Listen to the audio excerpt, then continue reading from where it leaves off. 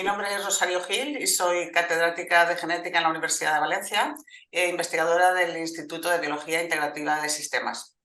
Por mi formación yo soy farmacéutica, hice el doctorado en farmacia y posteriormente he estado trabajando en 3 departamentos distintos dentro de la Universidad de Valencia como docente, tanto en microbiología y ecología, en bioquímica y biología molecular y actualmente en genética. Y toda mi investigación, desde mi doctorado, la he estado haciendo en institutos de investigación. Durante 3 años en el Eccles Institute of Human Genetics en la Universidad de Utah y después ya de vuelta a la Comunidad Valenciana en el Instituto de Agroquímica y Tecnología de Alimentos, en el Instituto Cabanilles de Biodiversidad y Biología Evolutiva y actualmente en el IDOSIS Bio.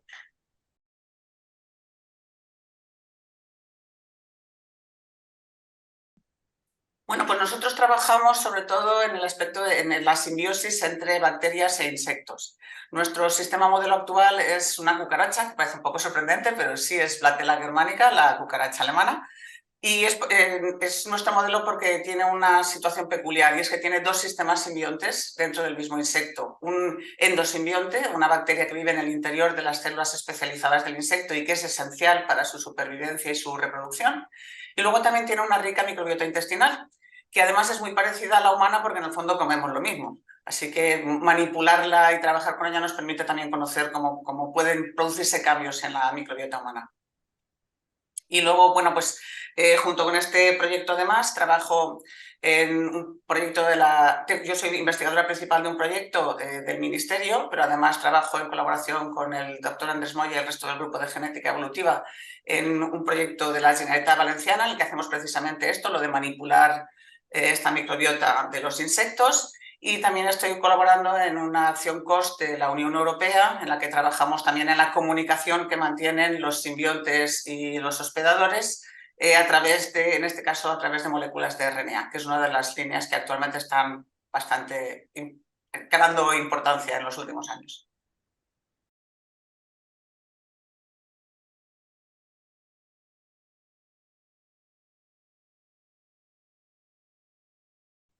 Esa pregunta podríamos estar hablando de ello, yo creo que 1 hora, o un día o incluso más. Bueno, Saccharomyces cerevisiae es un poco como, diría yo, se aprovecha de ella todo, como del cerdo, una cosa así. Saccharomyces cerevisiae es una levadura, es un sistema eucariota que lo hemos estado utilizando desde la prehistoria los humanos pues, para fabricar alimentos y bebidas. No hace falta que le explique a nadie de dónde sale la cerveza o el vino o el pan. Pero es que además, por ser un organismo eucariota unicelular, fue utilizado desde muy pronto como un sistema modelo para estudiar la biología de las células eucariotas, desde el punto de vista de la microbiología, de la bioquímica, de la genética, cualquier punto de vista biológico. Y posteriormente ha sido muy utilizado como un sistema para entender los mecanismos moleculares y también para aprovecharla biotecnológicamente. De hecho, fue el primer genoma que se secuenció completo de una eucariota. Cada uno de sus genes fue estudiado uno a uno con mucho detalle e incluso actualmente se utiliza en biotecnología y en biología sintética para fabricar genomas dentro de ella. O sea, es que sirve para todo. Yo empecé trabajando con ella en el departamento de microbiología porque en aquel momento lo que estábamos estudiando eran fármacos que pudieran tener como diana la pared celular de las levaduras, como antifúngicos. De ahí pasé a estudiar el ciclo celular de la levadura y empecé a estudiar pues, algunas de las genes que son homólogos en humanos para estudiar genes supresores de tumores en humanos, o sea, en estudios sobre el cáncer. Y después, cuando volví a la Comunidad Valenciana, pues me dediqué a la parte industrial. Yo he trabajado con cepas industriales, cerveceras, vínicas y panaderas. O sea, cualquier cosa que se puede estudiar de una levadura, yo creo que alguna vez lo he hecho en la vida. Pero ya en el año 2001, con el cambio de milenio, cambié de línea de investigación y ya no me he vuelto a dedicar a ellas. Las quiero como si fueran de la familia, pero de momento simplemente veo lo que se hace con ellas y me parece muy interesante, pero ya no he vuelto a trabajar con Saccharomyces.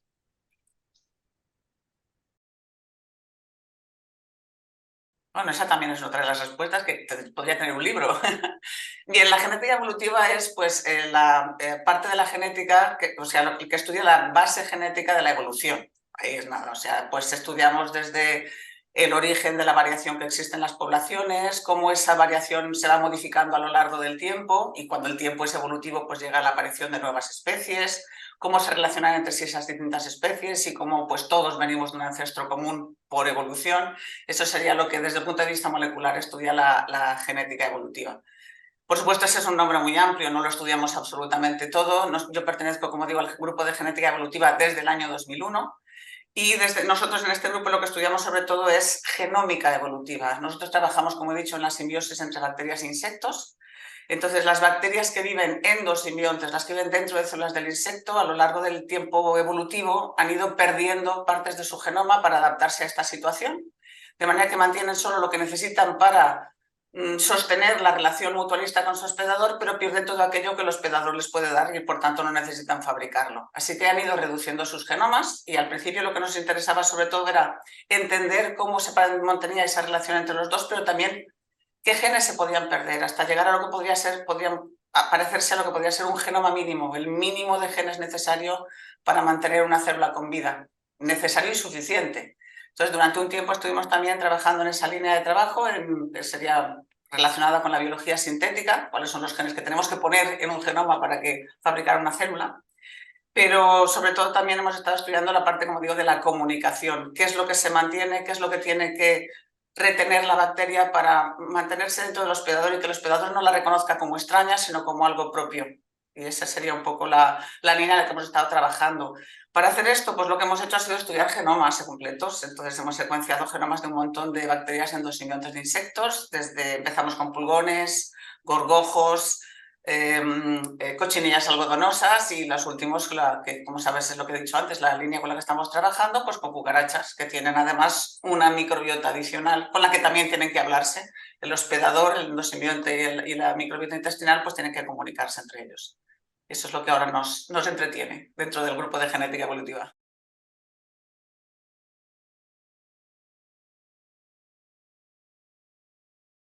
Bueno, eso es precisamente una derivada de que estuviéramos trabajando con endosimbiontes. Wolbachia es un endosimbionte que está en el 60% de los insectos. La misma bacteria, incluso se supone que es la misma especie, o se cataloga como la misma especie, simplemente cepas distintas. Y este éxito tan grande que tiene es porque se mantiene, al igual que los otros endosimbiontes que he mencionado antes, se transmite por línea materna de la madre a la descendencia para asegurarse que pasa de generación en generación. Eso en el caso de los endosimbiontes mutualistas de los que hablaba antes, pues está muy bien porque así la descendencia ya tiene algo que le hace falta para sobrevivir. Wolbachia no siempre es tan buen compañero de viaje, a veces lo que hace es ser un parásito reproductivo. Y es precisamente esa línea la que hace que en el grupo estemos interesados actualmente en su estudio. Porque tenemos, bueno, toda la experiencia para el estudio de los endosimbiontes, pero además podemos tener una aplicación de esa capacidad de alteración de la reproducción que tiene Wolbachia. En este caso estamos colaborando con un grupo que trabaja en control de plagas, que está interesado en el control del mosquito tigre asiático, que todo el mundo sabe desde aquí, y yo una de las que más porque me pica y me vuelve loca, que es un insecto que es bastante molesto, pero es que además es un insecto que puede transmitir enfermedades graves transmitidas por virus, causadas por virus, como puede ser el dengue o el Zika, o sea, cosas bastante serias. Entonces, de momento, el mosquito nos está invadiendo porque con lo del cambio, el aumento de las temperaturas, pues las zonas templadas cada vez son un poco más agradables para el mosquito, con lo cual ya tenemos al mosquito aquí. Las enfermedades graves, de momento, todavía solamente tenemos casos esporádicos o alguno que viene de algún viajero que llega hasta España y nos lo trae, pero tenemos que empezar a prepararnos porque vienen hacia aquí. Entonces, podemos utilizar a Wolbachia para controlar el mosquito tigre. ¿Y eso por qué? Pues porque, como he dicho, invade a muchos insectos, pero son cepas distintas y cada una de estas cepas intenta mantenerse a ella misma. Egoístamente, la Wolbachia que quiere sobrevivir es la que está dentro, no que vengan otras para invadirla. Entonces, las Wolbachias que están infectando distintos insectos pueden ser incompatibles entre ellas. Tienen un sistema de toxina-antitoxina y tienes que tener la llave y la cerradura, si no, no funciona. De manera que si una hembra está infectada por una Wolbachia y llega un mosquito macho que está infectado por otra Wolbachia, en el momento en que se juntan el óvulo y el espermatozoide, el embrión muere, porque el macho lleva una toxina que la hembra no es capaz de neutralizar. Y entonces, utilizando este sistema, lo que queremos es extraer Wolbachia de cepas autóctonas de otros insectos, que pueden ser el mosquito común o la drosófila, la mosca del vinagre, e introducirlas dentro de una cepa del mosquito tigre asiático que no esté infectada por Wolbachia, y luego soltar machos para que esos se apareen con las hembras naturales y maten al embrión en el momento de la fecundación. Así que conseguiríamos varias cosas. Además, disminuir la población porque estás matando los embriones, pero lo segundo y también importante, que las hembras no se queden preñadas y no piquen, porque en realidad las que pican son las hembras cuando están preñadas para mantener precisamente el embrión, el desarrollo del embrión. Así que los machos no pican, las hembras que no están preñadas no pican, perfecto, y encima no se reproducen. Eso sería lo que nosotros queremos hacer con Wolbachia. Por supuesto, se pueden hacer muchas más cosas, pero ya no nos estamos metiendo en otras vías.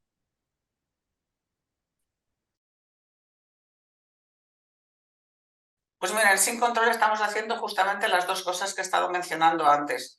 Y las dos palabras sirven para hablar de simbiosis y de control, pero en el doble sentido. Por una parte estamos estudiando cómo el hospedador controla a su simbionte para que les sea útil y por tanto cómo se hablan entre ellos para mantenerse en las proporciones adecuadas.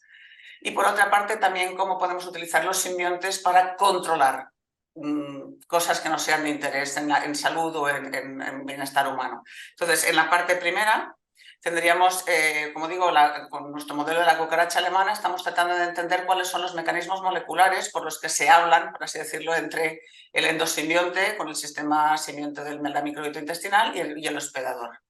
Y los dos tipos de moléculas que estamos estudiando con más detalle serían los péptidos antimicrobianos, que son unos péptidos muy cortitos que fabrica la cucaracha y que luego tienen que servir para controlar a aquel que no quieras que entre, pero mantener al que tú quieres que se quede. O sea, que es una forma de entender y eso incluso permite permeabilizar las membranas de los simbiontes, esperamos que sea uno de los mecanismos, para dejar que entren las cosas que yo quiero darle para mantenerlo. En realidad lo que lo tiene es domesticado al endosimbionte. Fabrícame lo que yo quiero, cuando yo te doy lo que yo quiero darte. Un poquito eso.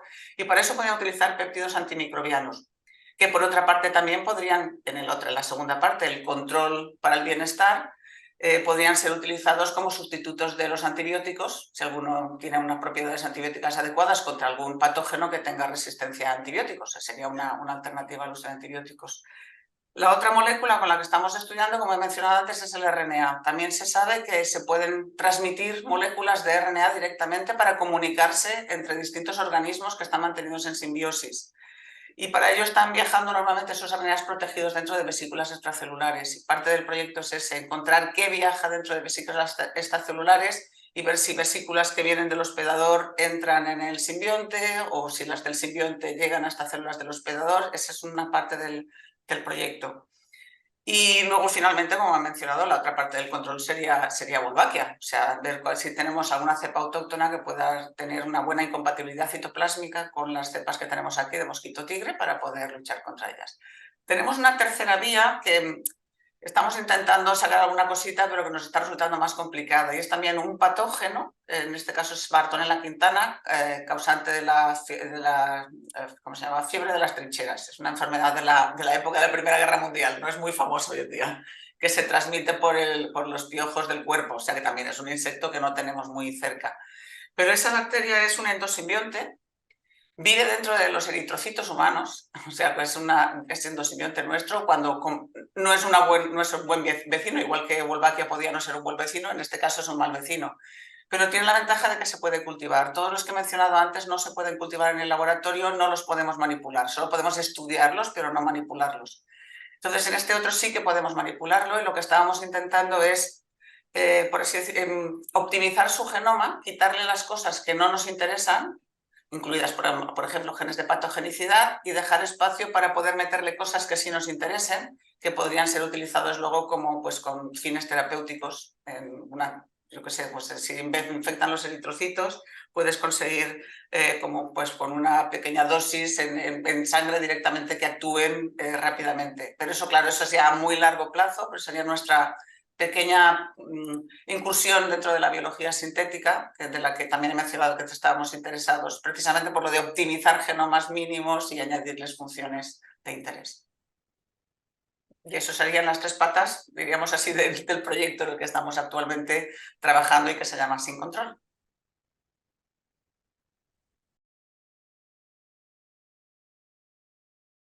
Bueno, si empieza en estos momentos su carrera profesional, yo creo que la primera cosa seguro que la tiene, que creo que es la más importante, la curiosidad. Tiene que mantener viva esa curiosidad y seguir tratando de encontrar explicaciones a cosas. Yo no, después de muchos años de ciencia, yo creo que no podría quedarme en mi casa y no preguntarme cada día cuando veo algo y eso por qué. Esa es el primer paso. Pero sobre todo después de ese primer paso de curiosidad y de meterte en algo interesante, que tú crees que es interesante, pero no sabes cómo de interesante será, ni si será luego aplicado o no será, pero simplemente tú tienes esa curiosidad. Lo siguiente es la perseverancia.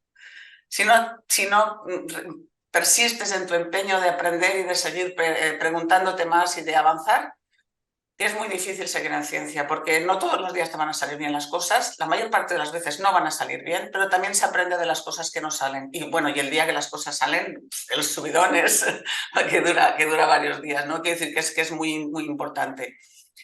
Por supuesto, también es importante la creatividad, pero como decía Picasso, la creatividad te tiene que pillar trabajando. Y si no estás trabajando con perseverancia porque sigues teniendo curiosidad, no vas a llegar muy lejos. Pero por eso yo creo que la primera pata de la ciencia tiene que ser siempre la curiosidad y la perseverancia, en la segunda.